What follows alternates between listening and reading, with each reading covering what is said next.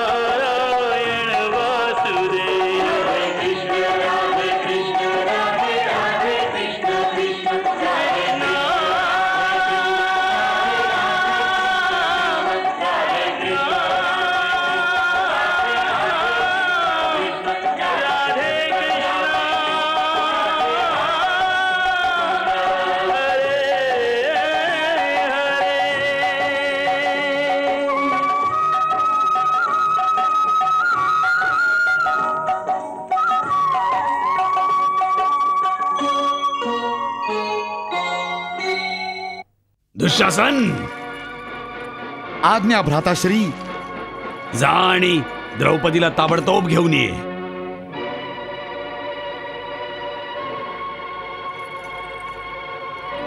आणि तिने जर यायला नकार दिला तर तिचे केस म्हणजे लगाम समज.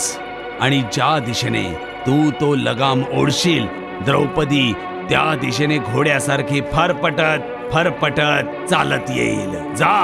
जशी आज्ञा भ्राताश्री. नाही दुःशासन. आता लगेचच घेऊन येतो द्रौपदीला भ्राताश्री.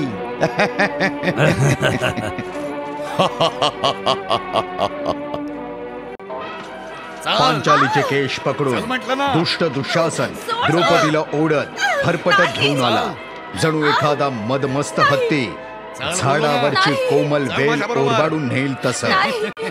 भरतवंशाची मर्यादा कुरुवंशाच्या हातून अपमानित केली गेली. एक वस्त्री असलेली द्रौपदी कशी बशी आपली लज्जा रक्षण करण्याचा प्रयत्न करत होती.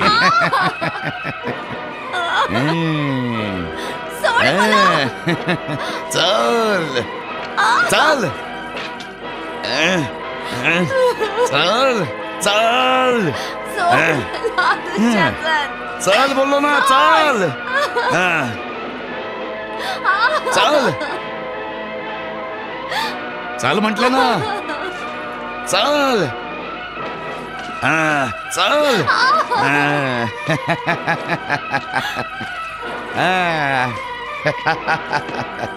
भरतवंश की मर्यादा कुरुवंश के हाथ बचे. अब कैसे एक वसन से ढांप के तन को लाज बचा रही जैसे तैसे.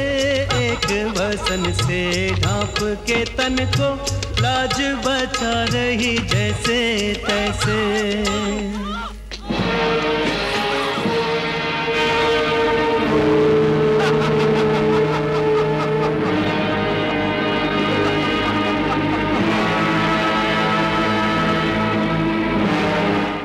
भ्राताश्री, सांभाळा आपल्या दासीला. वा दुःशासन वा. शाबास.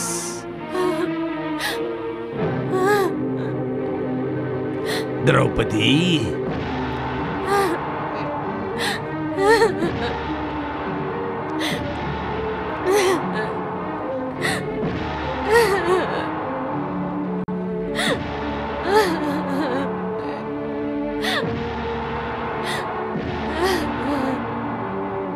ए द्रौपदी,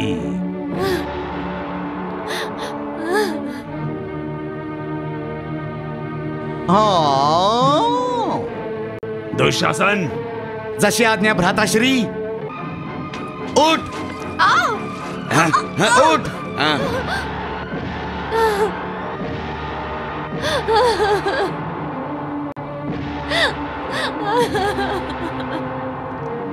तुझ्या स्वामींच्या आज्ञेचं पालन कर.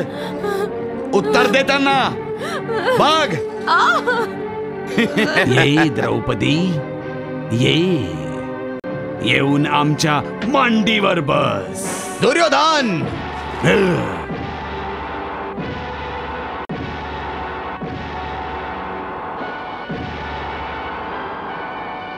तू एका स्त्रीचाच नाही तर माझ्या पत्नीचा सुद्धा अपमान केलेला आहेस. मी या भरसभेत प्रतिज्ञा करतोय की ज्या मांडीवर तू माझ्या पत्नीला बसण्याचा आदेश दिला आहेस, ईश्वरा शपथ, मी ती मांडी माझ्या गदेने फोडून टाकेन. आणि दुःशासन, तू सुद्धा माझी दुसरी प्रतिज्ञा ऐकून ठेव.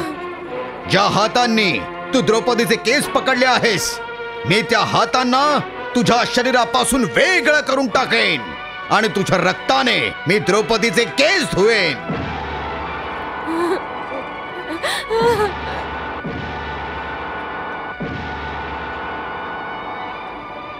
हळू बोल, हळू. एक दास आपल्या मालकासमोर इतक्या मोठ्या आवाजात बोलत नाही कधी. दास, चल बस, बस खाली, बस.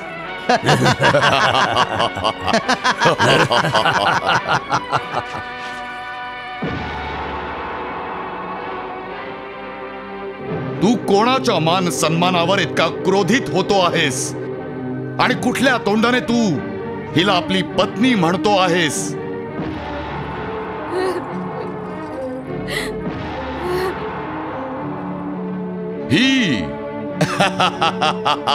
ही तर 5 पतींची पत्नी आहे.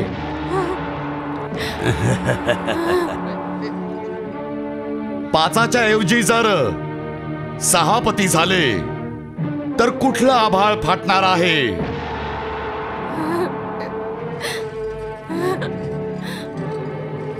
बघ तरी कसा आपला पदर सावरते आहे. काय नाटक करत आहे. वाह, जणू काही ही पतिव्रता स्त्री आहे.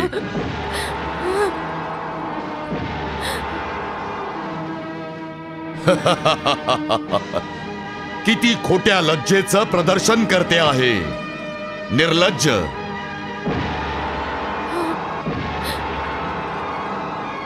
द्रौपदी, आता तू दासी झाली आहेस, दासी.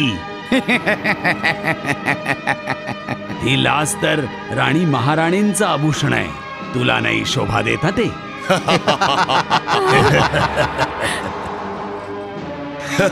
जोपर्यंत तुझ्या स्वामींची इच्छा असेल तोपर्यंत वस्त्र तुझ्या शरीरावर राहतील. परंतु जेव्हा स्वामी सांगतील तेव्हा ती वस्त्र ताबडतोब उतरवणे हाच दासीचा धर्म आहे. नाही. युवराज, तुमच्या ह्या नव्या दासीला तिचा धर्म नाही का शिकवणार? अवश्य, अवश्य कर्णा. दुःशासन, द्रौपदीला निर्वस्त्र कर, निर्वस्त्र कर, निर्वस्त्र कर.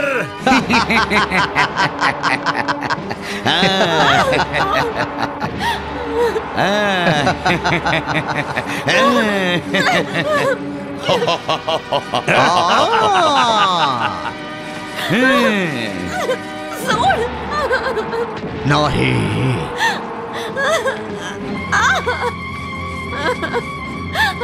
पितामह, पितामह,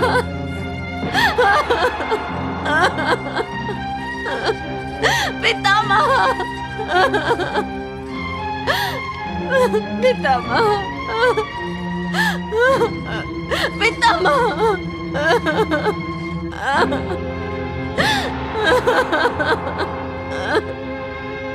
पितामह, तुम्ही नुसते इथे बसून तमाशा बघताय, काही बोलणार नाही? हा अनर्थ थांबवू शकत नाही? हेच संस्कार केलेत का तुम्ही तुमच्या पुढच्या पिढ्यांवर, की घरातल्या ज्येष्ठांपुढे एका स्त्रीचा आत्मा निर्वस्त्र होणार आहे का? बोला, बोला ना.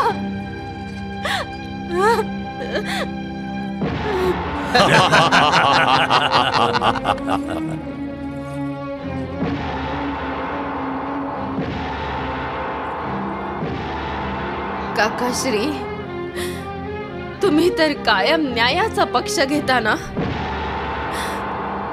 काय झालंय तुमच्या न्यायाला?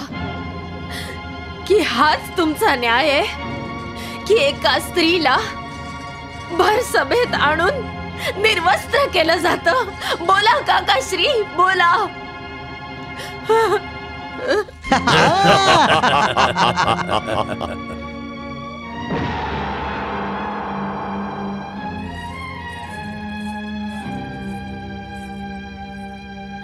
तुम्ही तर कुलगुरू आहात. धर्माची रक्षा तुमचं कर्तव्य आहे. तुमचा धर्म सुद्धा लाचार आणि विवश आहे का? त्या धर्माची जीभ उचलत नाहीये या अधर्मींना थांबवायला? एका स्त्रीचा सन्मान ओरबाडून घ्यायला जे हात पुढे येत आहेत ते तोडून काढायला तुमच्या धर्माला हात नाहीत का? बोला.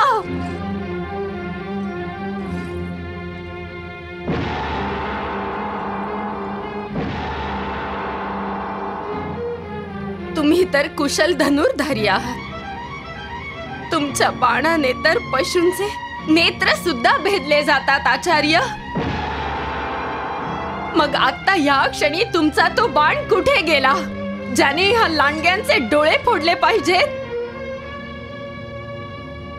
जे एका असहाय्य स्त्रीच्या लज्जेवर आक्रमण होत असताना तमाशा बघताय?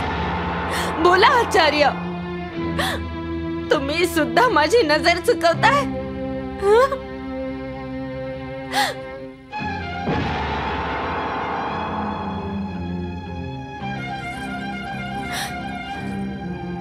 या सभेत तुम्ही एकटेच भाग्यवान आहात महाराज. हो, भाग्यवान आहात. यासाठी नाहीत की तुम्ही महाराज आहात, तर यासाठी की ह्या दरबारात जो अत्याचार होत आहे तो तुम्ही बघू शकत नाही. जर का बघू शकला असतात तर स्वतःचे डोळे फोडले असते महाराज. निसंदेह तुम्ही बघू शकत नाही, परंतु ऐकू तर शकता ना. जर का तुम्ही आतापर्यंत ऐकलं नसेल तर आता ऐकून घ्या. म्हणजे उद्या तुम्ही हे म्हणायला नको की तुम्ही काही बघितलं नाही, काही ऐकलं नाही. तुमच्याच राज्यात, तुमच्याच दरबारात, तुमच्याच अध्यक्षतेखाली तुमचेच पुत्र तुमच्या समोर, तुमच्याच राज्यात, तुमच्याच दरबारात, तुमच्याच अध्यक्षतेखाली तुमचेच पुत्र तुमच्या समोर, तुमच्याच दिवंगत भावाच्या पुत्रवधूला निर्वस्त्र करणार आहेत महाराज. निर्वस्त्र करणार आहेत. निर्वस्त्र करणार आहेत.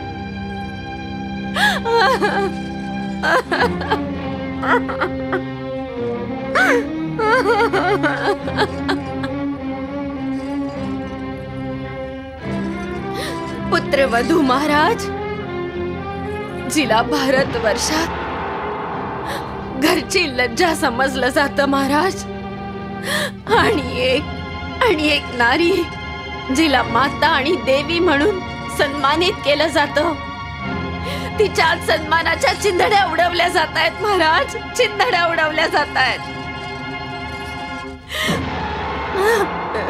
निर्लज्ज पुरुषांनी भरलेल्या या सभेत एक एकटी स्त्री प्रत्येकाला जाऊन मदतीची याचना करत आहे, आणि कोणीच ऐकत नाहीये, कोणीच नाहीये महाराज.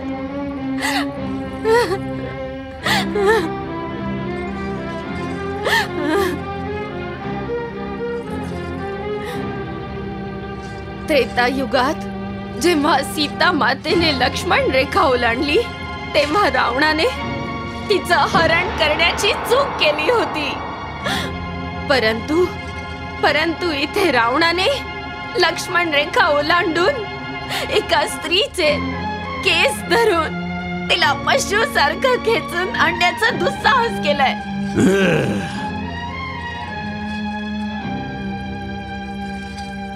आणि आता हा माझाच धाकटा दीर आपल्या माते समान बहिणीचा असीम अपमान करायला जात आहे.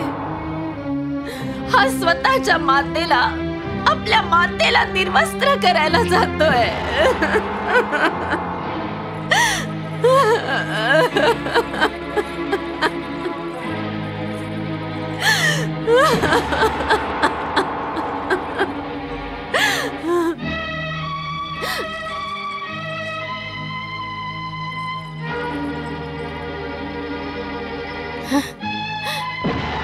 तुम्ही तर माझे पती आहात ना, तुम्ही काही बोलणार नाही.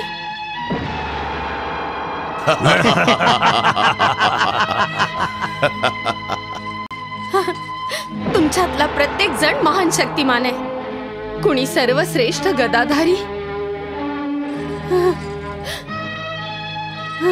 तर कुणी सर्वश्रेष्ठ धनुर्धर.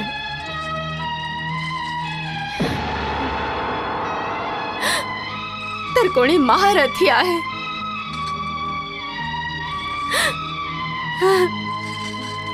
माझे हे 5 लज्जा रक्षक पाणी ग्रहणाच्या वेळी तुम्ही माझ्या सन्मानाचे रक्षण करण्याची शपथ घेतली, आणि आज माझा अपमान करणाऱ्या या अधर्मींबरोबर न जाणो कुठला धर्म निभावताय. का ओठ शिवून बसला आहात तुम्ही? हे पाच जण विवश होऊन यासाठी या अधर्मींची साथ देत आहेत, कारण हे दास बनले, दास.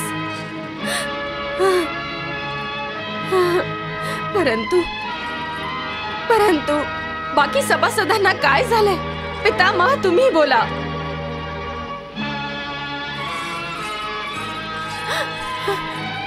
गुरुदेव, तुम्ही बोला. तुम्ही सगळेजण जीवित मनुष्य आहात की पाषाण मूर्ती? अरे, तुमच्या सगळ्यांचं हृदय पाषाणाचं झालंय. मला उत्तर हवंय. या भरलेल्या सभेत गुरु, धर्मगुरु, ज्येष्ठ, कुलज्येष्ठ यातल्या कोणाच्या शरीरात जीवित आत्मा नाहीये जो या अमानवी अत्याचाराच्या विरोधात 2 शब्द बोलतील? धिक्कार आहे या सभेवर, धिक्कार आहे, धिक्कार आहे या सभेवर, धिक्कार आहे.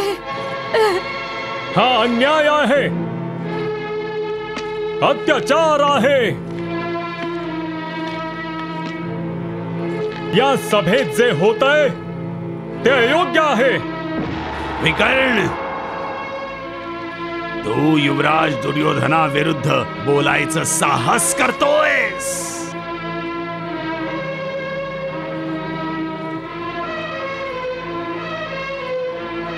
मी फक्त अधर्माविरुद्ध बोलतोय.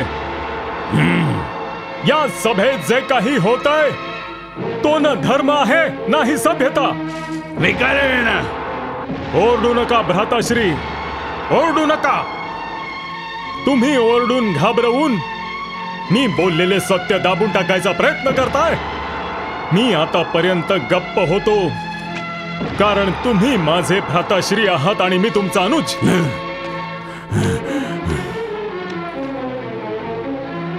मी वाट बघत होतो की या सभेत उपस्थित आपले ज्येष्ठ काहीतरी बोलतील, परंतु पिताश्री, पितामह, गुरु द्रोण, कुलगुरु कृपाचार्य आणि काकाश्री तोंड बंद करून बसले आहेत. म्हणून सभेतले इतर लोक सुद्धा मूक होऊन विवश झाले आहेत.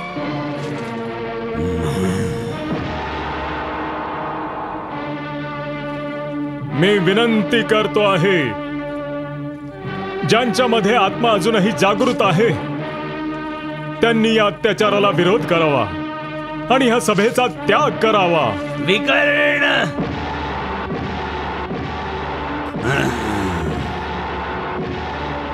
तू माझा अनुज आहेस. तुझ्या जागी इतर कोणीही असताना तर तलवारीने एव्हाना त्याचं शिर धडा वेगळं केलं असतं.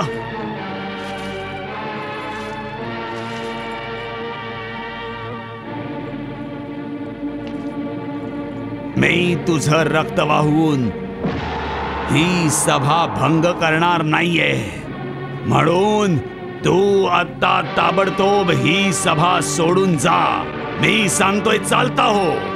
मी इतका निर्लज्ज नाही की माझ्या डोळ्यासमोर माझ्या माते समान स्त्रीला निर्वस्त्र होताना बघू शकेन. म्हणून मी या क्षणी ह्या सभेचा त्याग करतो. परंतु जायच्या आधी मी तुम्हाला आणि पिताश्रींना एक गोष्ट सांगतो की ह्या अनर्थाचा परिणाम चांगला होणार नाहीये. आज या सभेत कौरव कुळाच्या महाविनाशाचे बीज पेरले जात आहे. पिताश्री, कौरव कुळाच्या महाविनाशाचे बीज, महाविनाशाचे बीज.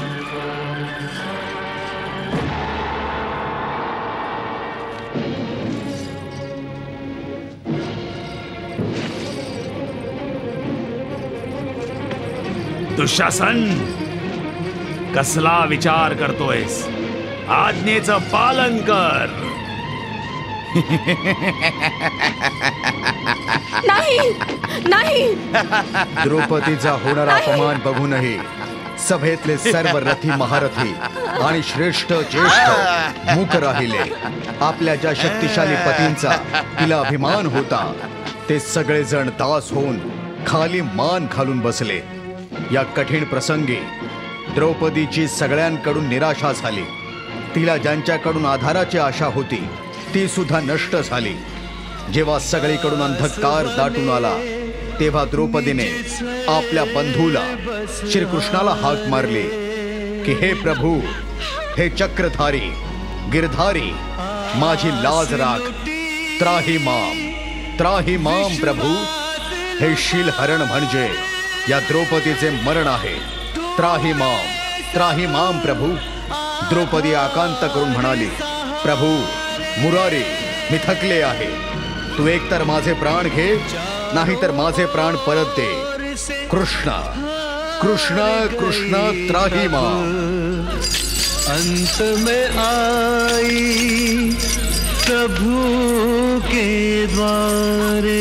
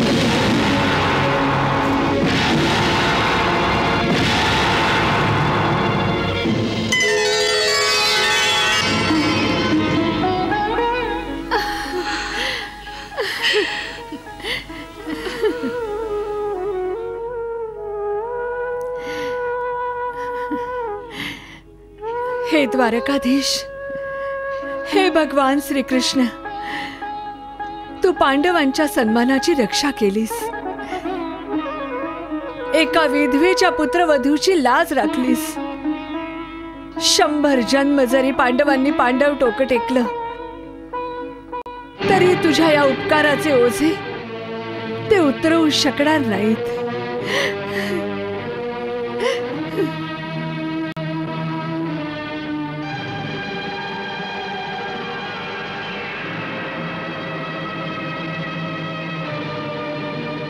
श्रीकृष्णाच्या द्यूताच्या सभेत श्रीकृष्णाने एका स्त्रीच्या सन्मानाचे रक्षण केले.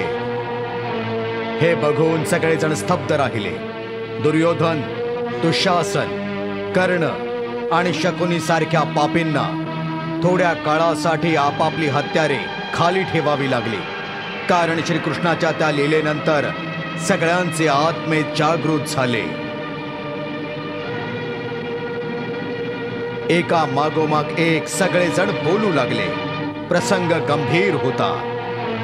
धृतराष्ट्राच्या दृष्टीहीन नेत्रांनी सुद्धा पुढचा धोका बघितला. ते पुढे आले आणि त्यांनी परिस्थिती सांभाळून घेण्याचा प्रयत्न केला. आज या द्यूत सभेत जे झाले ते व्हायला नको होते. आज पांडव जे काही हरले आहेत त्यांचं राज्य, सिंहासन, ते मी सगळं त्यांना परत करतो आहे. महाराज धृतराष्ट्राने पांडवाचे राज्य परत करून त्यांना दासत्वातून मुक्त केले. दुर्योधनाने त्याच्या हातून बाजी उलटताना बघितली. पिताश्री, अशाने द्यूताचा खेळ बालकांचा खेळ होईल. द्यूत खेळताना कोणी जिंकतं, कोणी हरतं, आणि जो पराभूत होतो त्याला काही ना काही हरावंच लागतं. यानंतर सभेत पुन्हा गदारोळ सुरू झाला. प्रत्येक जण आपापले विचार बोलवून दाखवू लागले. कोणी पांडवांच्या बाजूने बोलत होते तर कोणी कौरवांच्या बाजूने. शेवटी एक निर्णय झाला. पांडवांनी 12 वर्ष वनवास आणि 1 वर्ष अज्ञात वासासाठी जावे असे ठरले. एक अट होते की जर अज्ञातवासाच्या वर्षात पांडवांचे अस्तित्व उघडकीस आले तर त्यांना पुन्हा 12 वर्ष वनवास आणि 1 वर्षाचा अज्ञातवास घ्यावा लागला असता. आपल्या ज्येष्ठ पिताजींच्या आदेशानुसार पांडवांनी आपल्या राजश्री वस्त्रांचा त्याग करून वनवासाला जाण्याची तयारी केली. तुम्ही द्रौपदीला घोर अपमानापासून वाचवलेत, परंतु द्यूत सभेत तिला सहकार्य करायला तुम्ही जायला इतका विलंब का केलात? देवी, जोपर्यंत मनुष्य सांसारिक प्राण्यांकडे सहाय्यता मागत असतो, देव त्याची सहायता कशी करू शकतो? द्रौपदी जेव्हा शेवटी संपूर्णपणे निराश झाली आणि तिने मला मदतीसाठी हाक मारली, तेव्हा मी लगेच तिथे पोहोचलो. पण प्रभू, आता पांडवांची सहायता करणारं कोणीही नाहीये प्रभू. आता भाग्य त्यांना सहायता करेल देवी. अशा प्रकारे पांडव आपले राज्य सोडून निघाले. त्यांनी आपली राजसी वस्त्रभूषणे उतरवून ठेवली. भिक्षुकांची वस्त्रे लिहून राजा दास झाले. जायच्या आधी सगळे आपल्या मातेला भेटायला आले आणि तिच्या समोर डोकं टेकवून जाण्याची आज्ञा मागितली. आपली मातृभूमी सोडून जाताना पांडवांचे मन अतिशय भारी झाले. जो पतीचा मार्ग तोच अर्थात पत्नीचा. सीतेप्रमाणे द्रौपदी सुद्धा तिचा पती धर्म पालन करण्यास तयार झाली. तिने सुद्धा साध्वी सारखे वस्त्र परिधान करून आपल्या पतीसह राजमहाल सोडला आणि नियतीचा खेळ सुरू झाला. शीश नवा कर जोड़, अनुमति मांगे मात से. शीश नवा कर जोड़, भारी मन से जा रहे मातृभूमि को छोड़. राजा दास बने, अनुजों संग राजा दास बने.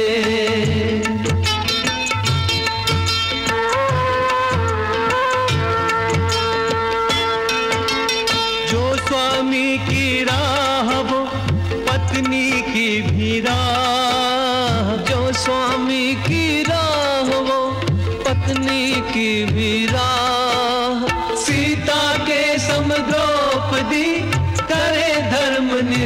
विवाह राजा दास बने, अनुजो संग राजा दास बने।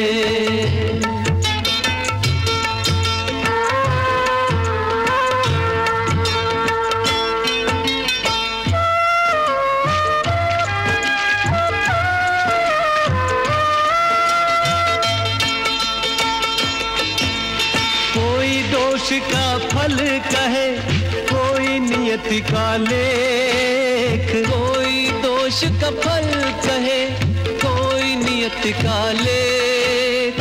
परिजन पुरजन सब दुखी, दीन दशाएं देख, राजा दास बने, अनुजो संग राजा दास बने।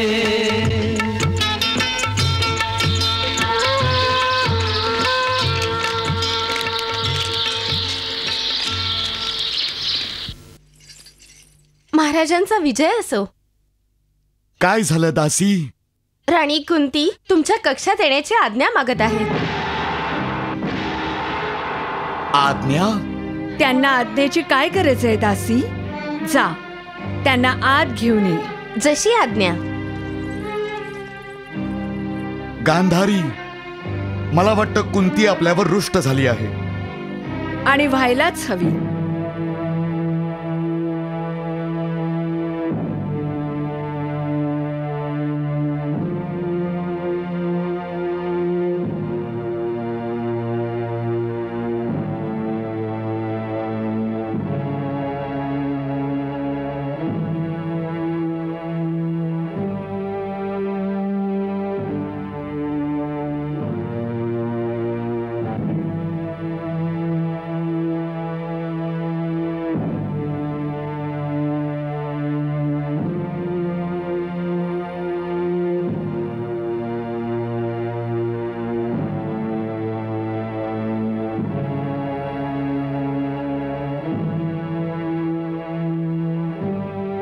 प्रणाम महाराज।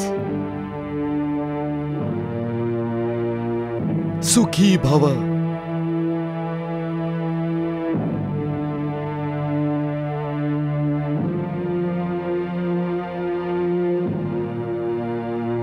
प्रणाम महाराणी।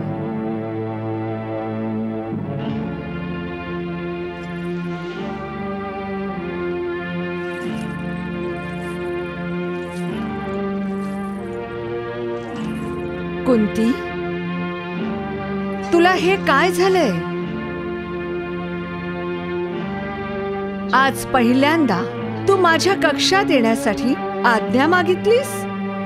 तुझ्या मोठ्या बहिणीच्या कक्षात येण्यासाठी तुला आज्ञेची आवश्यकता आहे? मी तुम्हाला मोठी बहीण समजते, पण तुम्ही महाराणी सुद्धा आहात, हे मी कसं विसरू? कुंती, तू आमच्यावर रुष्ट आहेस ना? त्या द्यूत सभेमध्ये द्रौपदीवर जो अन्याय झाला होता, कृपा करून महाराज, कृपा करून त्या घटनेचा उल्लेख करून माझ्या डोळ्यासमोर ते अश्लील दृश्य पुन्हा नका आणू। नुसत्या स्मरणाने देखील माझा आत्मा थरथर कापू लागतो।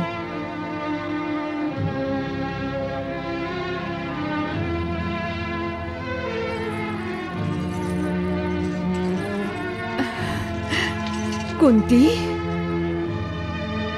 मी एक माता आणि स्त्री असल्यामुळे तुझ्या हृदयाची पीडा समजू शकते, पण जे काही झालं ते भूतकाळ म्हणून विसरू शकणार नाहीस का? जर भूतकाळातली ती घटना, जर का हा भूतकाळ अंधकारात जाऊन लपू शकला असता, तर कदाचित मी त्याला विसरू शकले असते, पण या घटनेचे परिणाम भविष्यात सुद्धा होणार आहेत। पुढची 13 वर्ष माझे 5 पुत्र आणि पुत्रवधू वनवास आणि अज्ञातवास भोगत रानोवनी भटकत राहतील, आणि मी 13 वर्ष जिवंत राहिले तरी निखारांवर झोपते असं वाटेल। यापेक्षा तर महाराज मी पंडून बरोबर सती जायला हवं होतं। कुंती, मला अतिशय खेद आहे. तुझ्या कुटुंबावर इतका मोठा अनर्थ कोसळला, इतकी मोठी दुर्घटना झाली. क्षमा करा महाराणी. मी माझे पुत्र आणि पुत्रवधूचं दुःख घेऊन तुम्हाला लज्जित करायला नाही आले. मी तर तुम्हाला फक्त हे सांगायला आले की मी तुमचा हा राजमहाल सोडून जाते.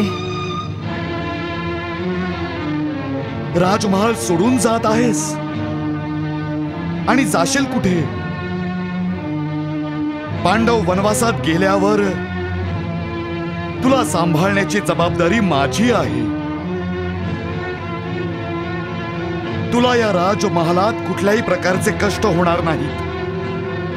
तू सुद्धा इथे एखाद्या महाराणी सारखेच राज्य करशील. महाराणी सारखे राज्य करेन? महाराज,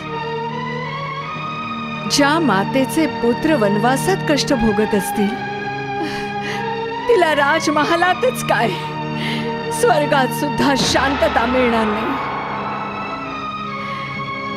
माझ्या पुत्रांनी त्यांच्या पिता समान महाराजांच्या सगळ्या आज्ञांचं पालन केलं. मग मी त्यांची माता या नात्याने माझ्या ममता धर्माचं पालन करणार नाही असं कसं शक्य आहे? कुंती, तू या राजमहालातून निघून जायला पांडवांचा वनवास हे फक्त निमित्त देतेस. म्हणजे आमच्या सन्मानाचा भ्रम नष्ट होऊ नये म्हणून, आमचा मान राखावा म्हणून. नाहीतर सत्य हे आहे की मी तुझ्या जागी असते तर मी सुद्धा त्या राजमहालात एक क्षणही राहिले नसते जिथे माझ्या पुत्रवधूवर असा अत्याचार झाला आहे. कुंती, एक स्त्री या नात्याने तुझ्या मनाची अवस्था मी पूर्ण समजू शकते. कुंती, तुझा राजमहाल सोडून जाण्याचा निर्णय आम्हाला हतबल करतो आहे. परंतु तू जाशील कुठे? महाराज, आपले सासर सोडून स्त्री कुठे जाऊ शकते? मी या घरात नाही राहिले तर मी माझ्या धाकट्या दिरांकडे राहीन. अर्थात तू महामंत्री विदुरांकडे जाणार आहेस का? हो महाराज, मी तुमच्या धाकट्या भावाकडे जाते. मला आज्ञा असावी महाराज.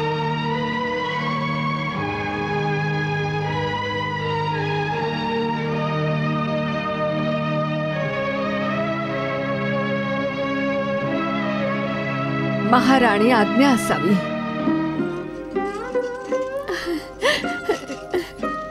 कुंती, आज मला तुझ्याबद्दल ईर्ष्या वाटत आहे.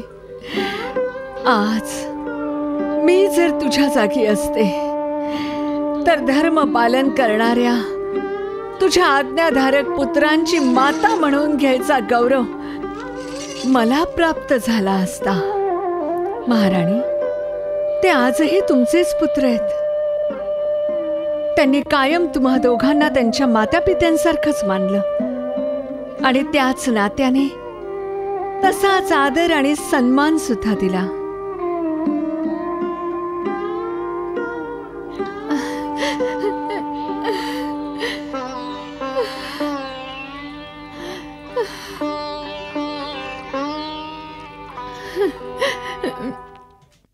कृष्णा